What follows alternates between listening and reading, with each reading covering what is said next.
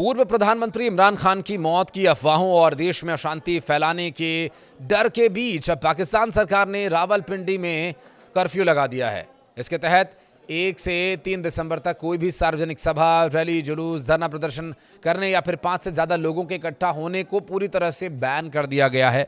हालांकि ये strict curfew नहीं है, इसमें कुछ ढिलाई रहेगी। मसलन ज़रूरी सामान लेने आप जा सकते हैं, 2 या 3 लोग साथ में जा सकते हैं। डिप्टी कमिश्नर डॉक्टर हसन वकार ने इसे लेकर एक आदेश जारी किया और आदेश में हथियार, लाठी डंडे, गुलेल, पेट्रोल बॉम्ब्स, विस्फोटक सामग्री ले जाए जाने पर पूरी तरह से रोक है। हालांकि ये सामग्री तो यूं भी सामान्य परिस्थितियों में भी नहीं ले जाई जानी चाहिए। इसके अलावा नफरत भरे भाषण देना, पुलिस की बैरिकेडिंग्स को हटाना, तोड़ने की कोशिश करना, लोगों के एक बाइक पर पीछे बैठने और लाउड स्पीकर के इस्तेमाल पर भी पूरी तरह से रोक लगा दी गई है। ये रोक इमरान खान की पार्टी पाकिस्तान तहरीक इंसाफ यानी पीटीआई के इस्लामाबाद हाईकोर्ट के बाहर, रावलपिंडी की अडियाला जेल के बाहर बड़े पैमाने पर विरोध प्रदर्शन के बाद लिया गया है।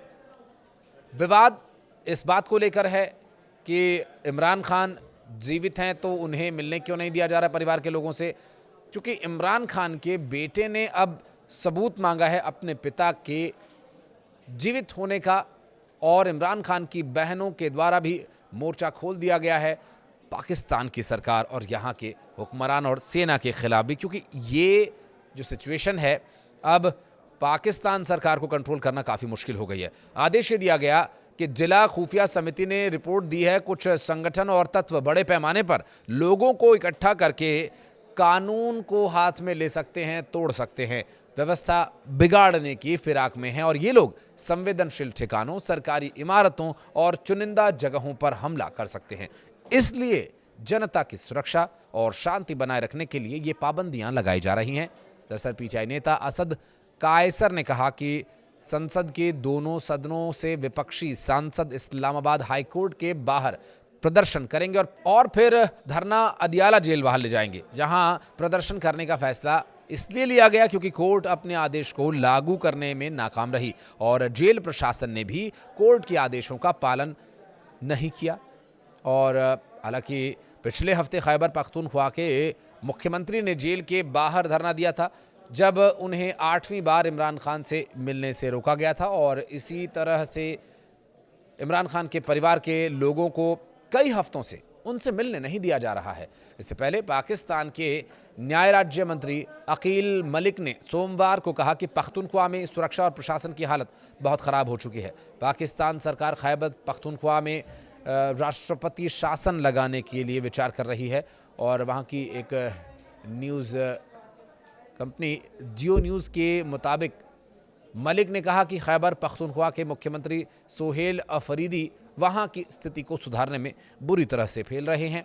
वो न तो केंद्र सरकार से कोई तालमेल रख रहे हैं और न ही कोई ज़रूरी जगहों पर कार्रवाई ही कर रहे हैं। इमरान खान का समर्थन करने रावलपिंडी की अडियाला जेल पहुंचे खैबर पख्तूनख्वा राज्य के मुख्यमंत्री सोहेल अफरीदी को पुलिस ने 27 नवंबर को सड़क पर गिराकर बुरी तरह से पीटा था और मीडिया रिपोर्ट्स के मुताबिक जो सीएम सोहेल अफरीदी के साथ हुआ, इस पूरी कार्रवाई को लेकर अब सेना के आदेश पर कार्रवाई किए जाने की बात कही जा रही है। अफरीदी गुरुवार को जिस समय जेल पहुंचे वहां भारी सुरक्षा बल तैनात था और पीटीआई समर्थकों की भीड़ लगातार बढ़ रही थी और उनके पहुंचने से हालात और ज़्यादा बिगड़ गए।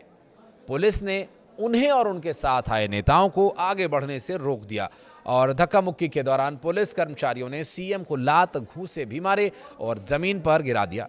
पीटीआई ने इस घटना को लोकतांत्रिक अधिकारों पर हमला बताया। अफरीदी का कहना है कि सरकार को इमरान खान की सेहत और सुरक्षा को लेकर उठे सवालों के सही जवाब देने होंगे और अगर ऐसा नहीं किया गया तो वे जनता के साथ सड़कों पर उतरने के लिए मजबूर हो जाएंगे। अफरीदी ने आरोप लगाया कि सरकार इमरान खान की हालत की ठीक जानकारी नहीं दे रही है।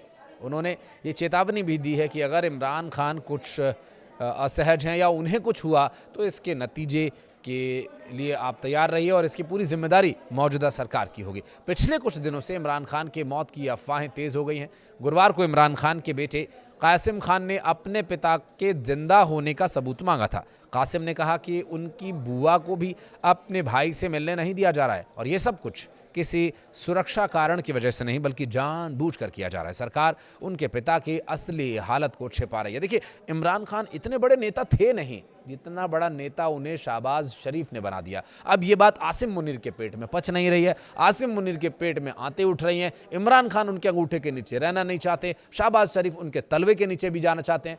तो ये जो स्थिति है, जो शहबाज नाम का एक रिमोट कंट्रोल आसिम मुनीर का पाकिस्तान की कुर्सी पर बैठा हुआ है, अब वो रिमोट शासन इमरान खान नहीं चलने देना चाहते थे। इसलिए ये सब साजिशें, भ्रष्टाचार के आरोप और तमाम तरह की बातें कह करके इमरान खान को जेल के भीतर ठूस दिया गया। और इमरान खान चूंकि भारत में बहुत लंबे समय तक खेलते भी रहे हैं, तो वो भारत के प्रति एक उनका जो मनोभाव है वो कुछ अलग तरह का है। बतौर पाकिस्तानी वो जैसा भी हो, लेकिन एक इंसान के तौर पर वो व्यक्ति भारत और पाकिस्तान के बीच जो हुक्मरान अब तक के नहीं कर पाए, वो करने का मादा उस व्यक्ति में था। अब वो करे या ना करे ये उसके ऊपर निर्भर करता है, लेकिन अब पता नहीं कर भी पाएगा कि नहीं कर पाएगा, वो जीवित है भी कि नहीं, ये तो बहरहाल कुछ समय बाद स्पष्ट हो ही जाएगा। अब वकीलों से मिलने की इजाज़त दे दी गई है, वकील जाएंगे तो देखेंगे ही कैसी तबीयत है नियाज़ी साहब की।